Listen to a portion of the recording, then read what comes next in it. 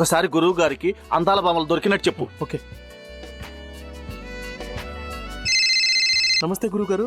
ఇప్పుడే 2 అందాల బొమ్మలు కలిసాం. అవి అందాల బొమ్మలు కావు, అందానికే అసూయపడేలా ఉన్నారు. ఇప్పుడు ఏం చేయాలి గురుగారు? వాళ్ళ మాటే మీకు వేదవాక్కు నాయన.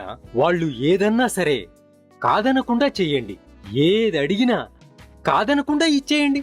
మాకేం కావాలన్నా వాళ్ళు అడిగి తీసుకొచ్చా గురుగారు. చాలా ఫాస్ట్ గా ఉన్నారు నాయన. పెళ్ళయ్యే వరకు అలాంటి పిచ్చి పనులేవి చేయకండి. అపశకునవురా, సరేనా? అలాగే గురుగారు, ఉంటాం. ఏమన్నారా? మావా, గురువుగారు పెళ్ళయ్యేంత వరకు ఏమీ చేయొద్దంటున్నారా? ఇప్పుడు ఎలా రా? ఒరేయ్, నీ కక్కుర్తి తగలయ్యా. పెళ్ళయ్యాక మన పిల్లాలే కదరా, రోజు చేసుకోవచ్చు. ఓ అంతే కదా బావా.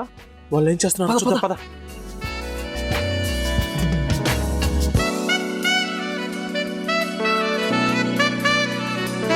ఇది జస్ట్ చిన్న